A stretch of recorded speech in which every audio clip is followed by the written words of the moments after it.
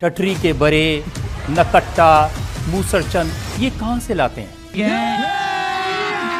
अभी मजा आएगा ना भिड़ो। 25-27 साल का लड़का और आज सबको गाली बकते फिर रहे हैं। तो ये गालियां नहीं है, आशीर्वाद है।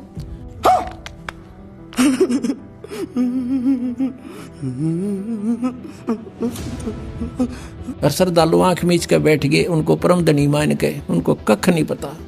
बाबा बागेश्वर बाबा के रूप में बहुत बड़ा ढोंगी है। शाबाश। ये संत नहीं है, ये दूसरों का डेरा खाने वाले हैं, दूसरों का खून चूसने वाले हैं। तो ये सब मान महंत के भूखे हैं जितने ये संत पंथ बने हुए। कपड़े नहीं, आपकी जो गालियां हैं वो भी एक स्टाइल की होती हैं। अब टटरी के बरे, नकट्टा, मूसरचंद ये कहाँ से लाते हैं? गांव के आदमी हैं, गांव में तो यही चलती है। अब यहाँ हमारे यहाँ अंग्रेजी तो चलती नहीं थी, तो हमारे यहाँ माताएं जब नाराज होती हैं तो ये गालियां नहीं है, आशीर्वाद है। अब इसका मतलब क्या है? जैसे नकटा, मूसरचंद, इनका मतलब क्या है? मतलब ना पूछो। थोड़ी हमको अभी भारत में घूमना भी है, कहीं पर किसी का दिमाग खराब हो जाए, हम कह दें नकटा, उसे अर्थ पता हो जाए तो आफत हो जाएगी हमको। तो इतने में ही रहे, कुछ राज ही रहने चाहिए। नहीं। बाबा बागेश्वर बाबा के रूप में बहुत बड़ा ढोंगी है। शाबाश। मैं बता रहा हूं, मैं भगवान किसी भी जात किसी भी धर्म का विरोधी नहीं हूं, लेकिन भगवान की दलाली करे। अगर हम लोग एक कर्मचारी की दलाली करते, पैसा लेते हैं, जेल चले जाते हैं। कोई चाहे पंच हो, चाहे सरपंच हो, चाहे कलेक्टर हो, चाहे एसपी हो, चाहे कोई भी हो, चाहे मुख्यमंत्री हो, चाहे प्रधानमंत्री हो, लेकिन जो ईश्वर जिसने बनाया है उसकी दलाली कर रहा है और हम लोग बाह बाह ताली बजा रहे हैं। इससे क्या मतलब है? क्या वो कहता है पहले मेरे यहाँ, भगवान बोलते हैं कि पहले भगवान यहाँ कहता है कि मेरे पास फाइल लाओ, और जब मैं फाइल उसमें सिग्नेचर करूंगा तभी आप ऊपर जाओगे। ये गलत चीजें हैं, ये सब पाखंड है, ढोंग है। कौन कर रहा है पाखंड, कौन ढोंग कर रहा है? ये तो दुनिया जानती है। अब ये आज काय के लिए जो धीरेन्द्र शास्त्री जी हैं, ये ज्यादा बौखला गए हैं, और बौखला इसलिए गए हैं कि 25-27 साल का लड़का और आज सबको गाली बकते फिर रहे हैं, धर्म के ठेकेदार बन रहे हैं। अरे आप धर्म के ठेकेदार हो तो फिर आपने पैदा किया है सबको। अरे जिसने पैदा किया वो ठेका लिखा है कि आप पैदा करने वाले हो, कि आपके अनुसार हम चलेंगे, आपके अनुसार हवा मिलेगी, आपके अनुसार दिखाई देगा, आपके अनुसार सुनाई देगा, आपके अनुसार खाएंगे क्या? अरे प्रकृति ने बनाया, उसके हम गुलाम हैं, वो कहे जैसा हम करने को तैयार हैं। तो ये बेवकूफ़ी, ये अपने मूर्ख बना करके करोड़ों अरबों रुपए जनता का जो लूट रहे हैं, इनकी भी जांच होना चाहिए। और जिस तरह से कलेक्टर, एसपी, मुख्यमंत्री, प्रधानमंत्री की संपत्ति की जांच होती है कि आप ये पैसा कहां पाए हैं, इनकी भी जांच हो चाहिए कि कहां से ये पैसा पाए हैं। महाराज कह रहे हैं हमारी यात्रा देश हित में है, हम सनातन की रक्षा कर रहे हैं। हम कौन कह रहे कि देश हित में है?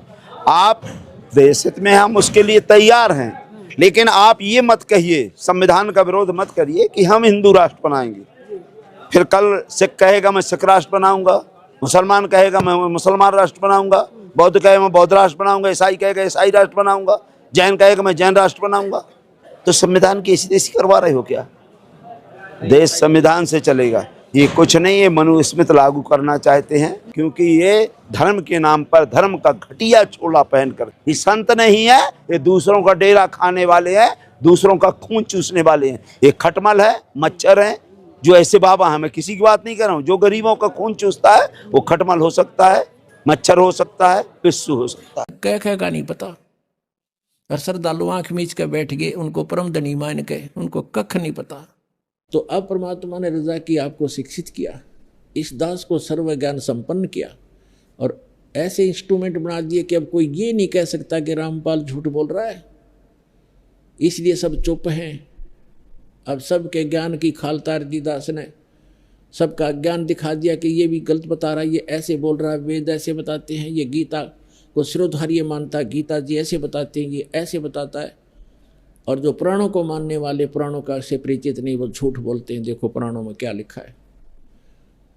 तभी इन सबको सांप सूंघ गया, और अब ये धीरे धीरे सभी पंथ और जितने भी आचार्य और शंकराचार्य आप फ्यूज हो जाएंगे। जितने भी संत पंथ हैं, इनका ज्ञान आपको सामने रूबरू कर दिया। जैसे पहले दास का जन्म किसान परिवार में होने के कारण हमें याद है कि वर्षा के दिनों में कहीं पर भी आम कोई खाकर डाल देता गुठली, वो आम के पौधे उगाते थे छोटे छोटे। हम उसको वहाँ से उठा के निकाल के और दूसरे खेतों में लगा कर आते जहाँ नहीं होते थे वृक्ष, तो वहाँ तक ले जाते तो किसी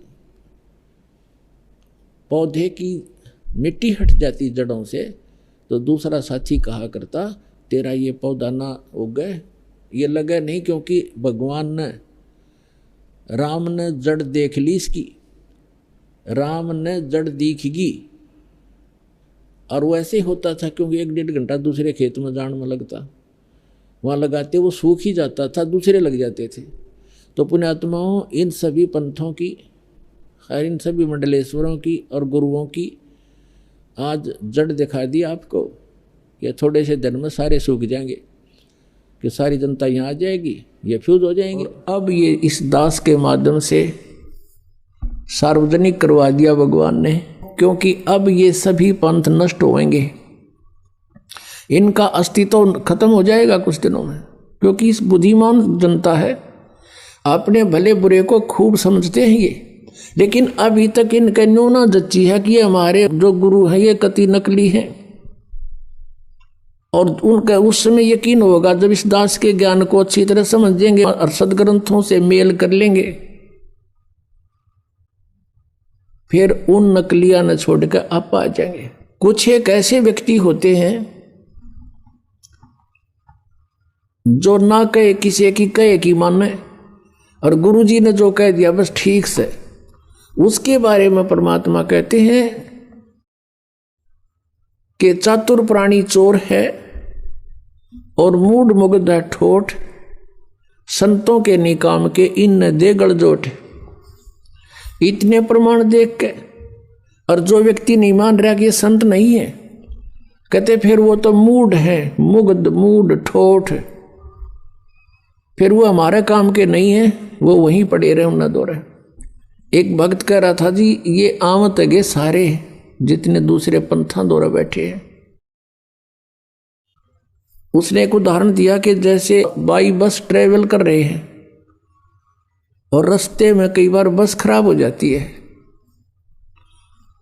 तो कुछ तो बुद्धिमान से जब आइडिया ला लें कि यह खराब होगी, झटकम पटकम होने लग रही है, जब रुक जा और साथ में दूसरी बस आ जाती है, तुरंत उतर कर चढ़ जाते हैं, वह ना देखते कदे किराया दोबारा देना पड़े। कुछ ऐसे होते हैं कि कंडक्टर ड्राइवर ने कह दे भाई गाड़ी खराब होगी, वो उतर के फिर दूसरी में बैठे। और उन्होंने कहता कुछ ऐसे होते हैं फिर भी बैठे रहे, कंडक्टर ड्राइवर के कहे पाछे भी, वह जब उतरेंगे, जब कंडक्टर ड्राइवर भी दूसरी बस में चढ़ लेंगे, वह जब उतरा करें क्या सचमुच ये भी नारा इब्त है। तो कुछ ऐसे हैं जब इनके गुरुजी आते यहाँ तो पलायन कर जाएंगे, क्योंकि जनता इनको जीण नहीं देगी, यहाँ पर इनका अनमोल जीवन बर्बाद कर रखा, एक सांस की कीमत है। परमात्मा कहता हूं कई जातों कहूं बजा के ढोल, और ये श्वास जो खाली जात है ये 3 लोक का मोल। एक श्वास की इतनी कीमत और मनुष्य जीवन के कितने जीवन सांस बर्बाद कर दिए, क्योंकि श्वासों से जीवन है जीव का, और ये कितने बर्बाद हो गए सत भक्ति ना करने से। तो वो जो उनके कति श्रद्धालु गणे हैं बिना ज्ञान के, वो जब आओगे यहाँ पर तो वो भी हाथ खड़ा कर देंगे कि हमारे पर लेना कुछ, तो ये भी पुण्यात्मा होगा कोई ऐसा कह देता है। वैसे यहाँ बहुत से ऐसे महंत हैं जो बहुत से शिष्य बनाए हुए थे, उनके शिष्यों ने उनसे संपर्क साधा इस ज्ञान से परिचित होकर के, और कहा जी देखो आप भी भगवान के लिए निकले हो और हम भी भगवान के लिए ही आपके अनुयायी बने हैं। यदि ये ज्ञान गलत है तो हमें क्लियर करके बता दो। अगर ये रामपाल ज्ञान गलत बोल रहा है तो हमें बताओ, ये प्रमाण दे रखे। और नहीं तो वीडियो ने आपको सोचने पर मजबूर किया हो तो लाइक करें, चैनल को सब्सक्राइब करें और कमेंट में अपनी बात जरूर बताएं।